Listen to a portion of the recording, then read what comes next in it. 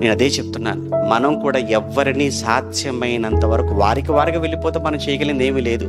కానీ సాధ్యమైనంత వరకు మనం ఎవరిని పోగొట్టుకోకూడదు.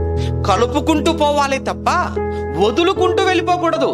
కానీ ఈ రోజు చూడండి, ఒక భర్త ఫోన్ చేసి నాకు చచ్చిపోవాలనిపిస్తుంది నా భార్య వలన, ఒక భార్య ఫోన్ చేసింది నా భర్త వలన నేను భరించలేకపోతాను, చావాలనుకుంటున్నాను అని అంటే, నీ భార్యనే వదులుకోగలుగుతున్నావు అంటే, నీ భార్య నిన్ను వదిలిపెట్టి వెళ్ళిపోవాలనిపిస్తుంది అని అంటే, ఒక భర్తగా ఆయన నిన్ను వదిలిపెట్టి వెళ్ళిపోవాలనుకుంటున్నాడు అని అంటే, ఇక నువ్వు ఎవరితో కలిసి ఉండగలవు?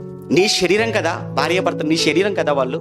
నీ శరీరాన్ని నువ్వు ప్రేమించుకోలేనప్పుడు ఎవరు నువ్వు ప్రేమించగలవు? ప్రాక్టికల్గా మీరు ఆలోచించండి. ఏమంటే మీ శరీరాలు కదా, భార్య భర్తలు ఏకదేహము కదా, మీ శరీరాన్ని మీరు ప్రేమించలేనప్పుడు, మీ శరీరాన్నే మీరు వదులుకోవాలనుకుంటున్నప్పుడు ఇక మీరు ఎవరిని ప్రేమించగలరు చెప్పండి? చివరి వరకు మీతో ఎవరు ఉండగలరు? నా ప్రశ్న. Download ShareChat.